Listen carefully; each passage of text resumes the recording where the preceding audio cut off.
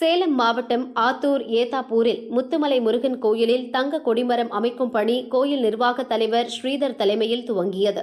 25 அடி உயர தேக்கு மரத்திலான கொடிமரம் அமைத்து அதன் மீது தங்க முலாம் பூசப்பட்ட தகடுகள் பதிக்கும் பணிகள் சிறப்பு பூஜைகளுடன் துவங்கியது.